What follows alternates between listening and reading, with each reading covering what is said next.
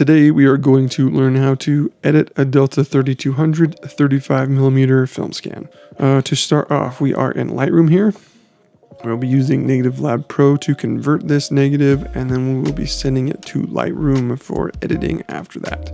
So to get started, we are going to hit the W key, white balance tool, and click on the film border. And then we are going to hit the R key and drag the edges of the frame inside the film border and hit the enter key. And then we're going to hit Control-Alt-N to pull up Negative Lab Pro. This is already switched over to black and white. So we will hit convert negative. Boom. And now we have our nice converted negative. For now, I'm going to hit apply. We'll come back to Negative Lab in just a bit. We're going to hit the R key, drag these edges of the photo back out to here. All right, that's good enough for now. First thing I like to do when I have the conversion done is to straighten the edges of the photo. So to do that, we'll come down to the transform tool.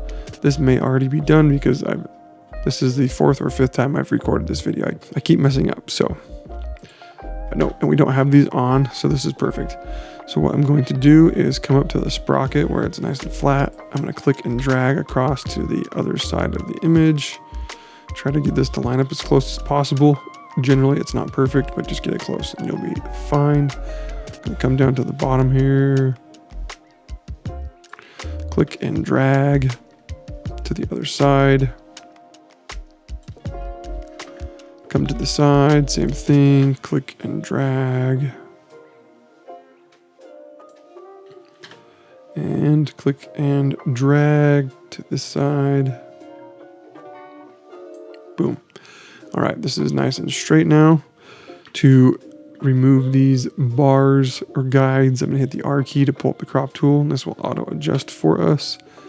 And then I'm going to bring the edges of the photo in.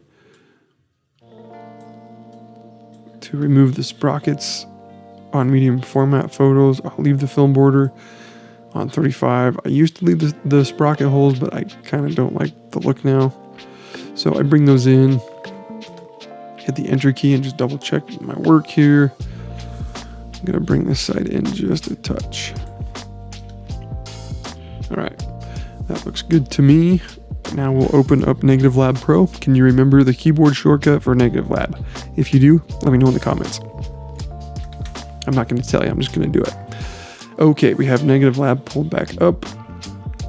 Just a quick tip, if you expose your film properly and develop properly and scan properly, you don't have to make a lot of adjustments to make the photo look good. This one turned out well, so I won't be doing a lot of edits to this image. If you have photos that need heavier editing, I do have some other videos talking about that, going into more detail. You can check those out. For now, I'm not going to change any of the profiles here. It looks good to me here. I may tone down the black clip just a little bit, and it's already been done because, like I said, this is the 4th or 5th time I've recorded this, and lab sharpening has already been selected, so I'm just going to click apply. And now we're going to send this to Photoshop. Now that we've sent this to Photoshop, I'm going to select the quick selection tool or press W and then click and drag. And what I want to do is just select the inner part of the photo, not the film border. If this happens like up here where you do select the film border, hold the Alt key and drag near the border and it should snap over to the image. This isn't going to be perfectly straight and that's okay, you just want it close. And boom, just like that, we've fixed that. I'm going to continue clicking and dragging to select the entire image area. Okay, and you can see how these two areas are relatively similar in color, so Photoshop selected the film border. So I'm just going to hold the Alt key and drag down and get rid of that selection. It's not going to be perfectly straight. Whoa, that's okay. You can go through and spend more time getting this closer, but for illustrative purposes, this will work just fine. We'll come up to the drop-down menu and click on Filter and go to Camera Raw Filter. This will pull up essentially Lightroom in Photoshop. All our sliders are normal. If we were to go back to Lightroom, scroll up here, all of our stuff is going to be inverted. So when we turn up the exposure, it goes dark.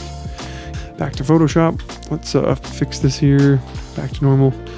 I'm going to go into the curves panel here, make some adjustments quickly. Just push up the darks a little bit and add just a touch of shadows to compensate. That'll darken the blacks here.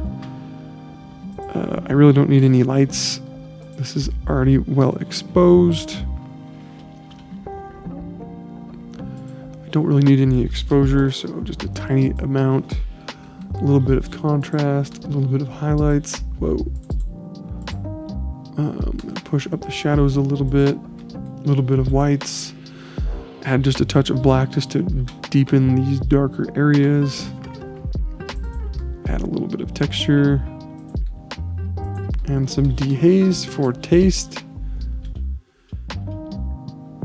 Add 15 on the sharpening. That's just a number that works for me. You can pick whatever number you would like to. And for detail, I'm going to put that to 20. Again, you can pick whatever number you want here. That's what works with my workflow.